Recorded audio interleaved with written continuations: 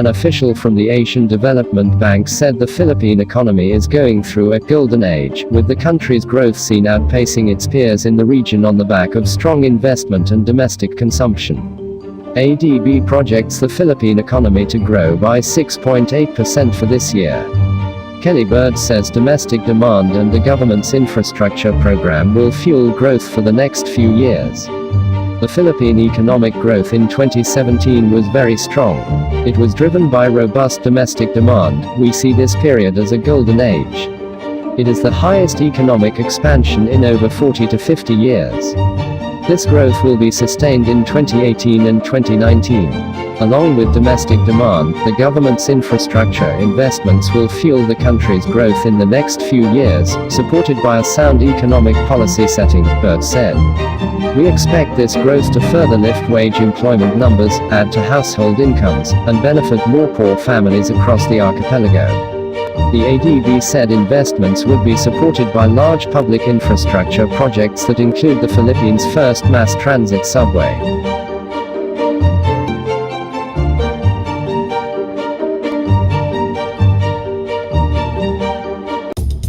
We will make the next few years the golden age of infrastructure in the Philippines to enhance our mobility and connectivity and thereby spur development growth equitable in the country. In other words, we are going to build and build. To improve our sea connectivity, we launched 15 brand new ro-ro vessels to ply major nautical routes all over the country. We also opened the ASEAN ro-ro shipping route connecting the ports of Davao and General Santos, Philippines to Bitong, Indonesia. We modernized the ports of Iloilo, General Santos, and Cagayan de Oro and Zamboanga. We shall complete strategic road and bridge projects, and some of the road sections shall be widened and improved to address the worsening traffic. I am directing the MMDA and the LGUs of Metro Manila as well as the LGUs of Metro Cebu and all other regional centers to ensure the flow of traffic and immediately clear our roads and thoroughfares of all unnecessary obstruction, including vehicles parked on the streets. We are building new airports, and we are now accelerating the implementation of the communications, navigation, surveillance, and air traffic management system projects, which will result in the on-time arrivals and departures, better manage air traffic, reduce flight operational costs, and safer and more convenient travel experience. Believe me, it is easier to build from scratch than to dismantle the rotten and rebuild upon its rubble. Help me build a better tomorrow. If we are experiencing a golden age of economic growth, this did not happen overnight.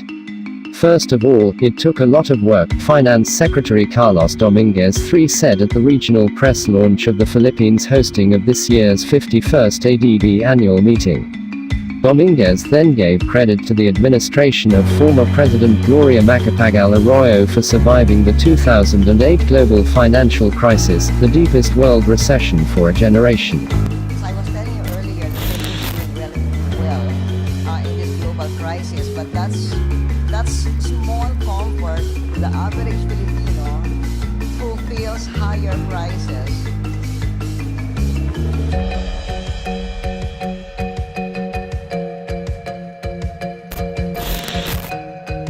The finance chief also lauded Arroyo's successor, Benigno Aquino III, for providing the country with a lot of cash savings that helped the current government.